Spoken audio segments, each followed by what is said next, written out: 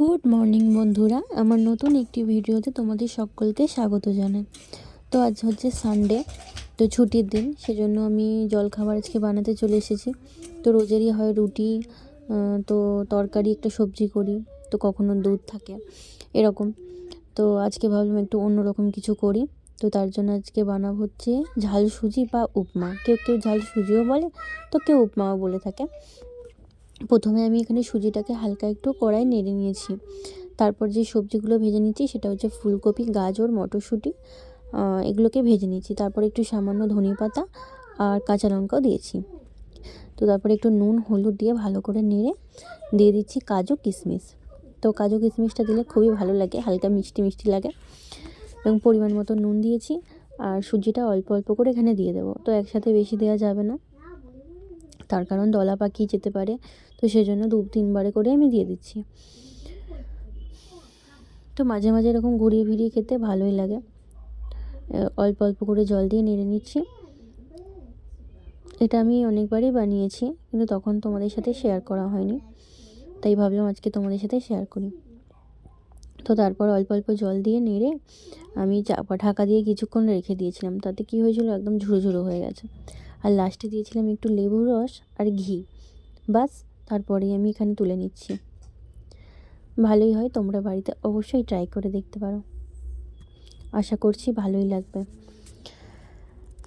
তো আজকে আমাদের হচ্ছে রান্না পুজো, মানে সরি, রান্না পুজো না, বাইরে রান্না।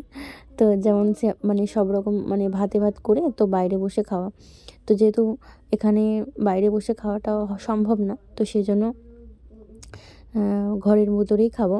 তো তার জন্য এখানে সব রকম সবজি, যেমন ফুলকপি, গাজর, আলু, পেঁপে, পালং শাক, যেহেতু লাউ শাকটা এখানে পাওয়া যায় না, তো সেই জন্য পালং শাকটা দিয়েই করা হয়েছে।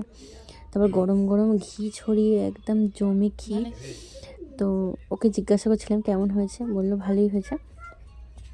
তো সবাই মিলে এখানে খেতে বসে পড়েছি, সোনামাকে নিয়েও বসে পড়েছি।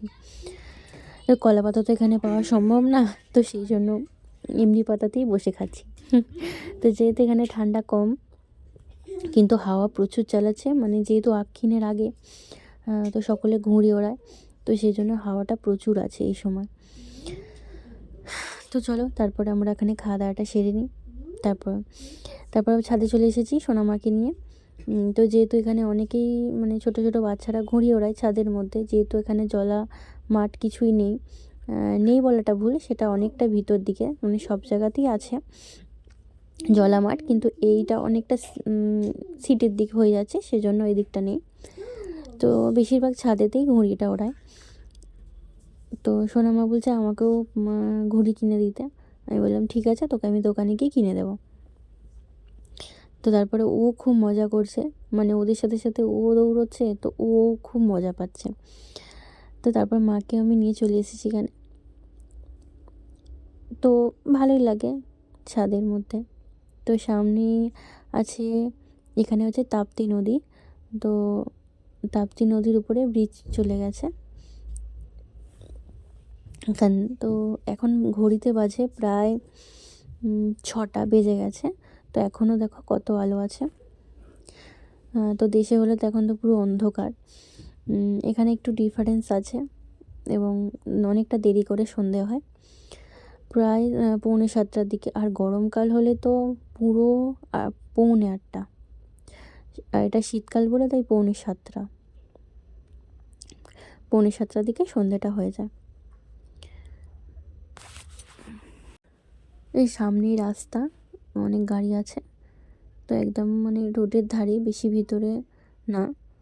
তো দেখো, তো সূর্য অস্ত যাচ্ছে। তো ভিডিওটা কেমন লাগলো অবশ্যই জানিও, ভালো লাগলে একটা লাইক দিও।